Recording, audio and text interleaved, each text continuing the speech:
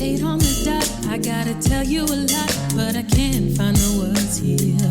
I'm spent and I hardly do vent. In any case, I'm the friend who never tells her fears. Then she said, give me your pain, I can be your shell.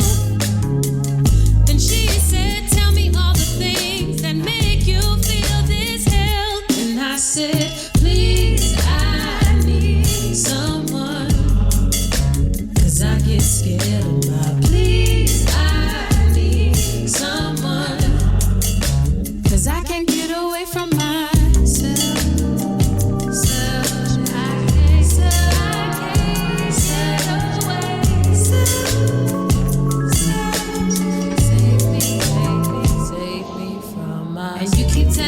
That you'll be here till the end, and I keep telling you that I just can't phone my friends. I'm in this vicious cycle where I hold it all in, and you don't, and you don't, and they don't know.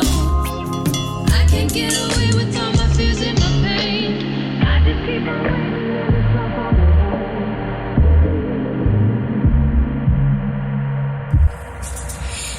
Hey guys, I go by the name Liv. First and foremost, I just want to say thank you for having me for your Artist Talk series. Special shout out to Magz FM for featuring the song. Really excited to get into these questions. First one is, what was my inspiration for Driveway Confessional? It's actually one of my favorite songs off the project, just because it was one that I was having the most feelings that day.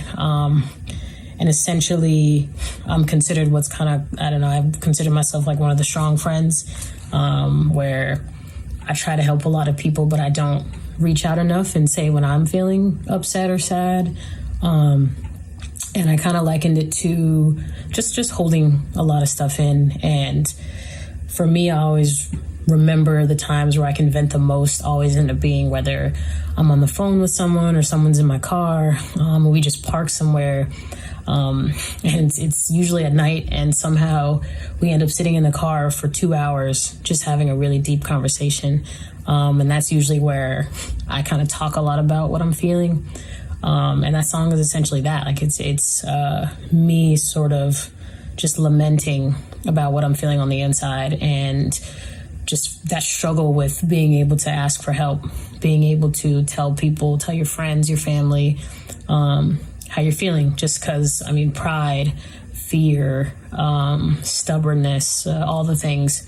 And at the time, I was feeling down a lot, and I couldn't communicate that. My creative process, I would say, I go off top, just how I feel. Whatever the mood of the beat is, whatever the mood that I'm in, I write from that place. Sometimes I start with the concept. Sometimes I just hum something and I like the way it sounds, and I have to build off of that. My artistic backgrounds, I've been singing since I was little. I'd say I've been singing professionally for like 10 years. I got my degree in music from Washington State University here in Washington, go Cougs.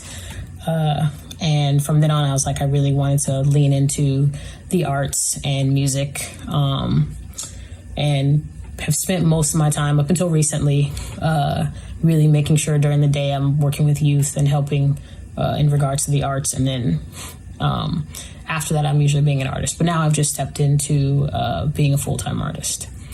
I am currently based in Seattle, Washington, but I'm from Lakewood, Washington, by way of 56th Street in Tacoma. So I'm all the way up in the Pacific Northwest in the corner where it rains a lot, yes. There's definitely an artistic community here. I think with a lot of communities, everybody kind of has their pockets. I think that the Black artistic community is really trying to thrive. I think overall, just the arts community is a good community when you really find your pocket, when you really know your people, when you kind of are just really dedicated to the craft and focused, and you find good collaborators. I've been lucky enough to find a lot of good collaborators here in Seattle. Producers, other singers, rappers, other visual artists. And that's really how I've been able to just thrive in addition to myself. But yeah, thank you guys again for having me. Thank you guys so much. Later.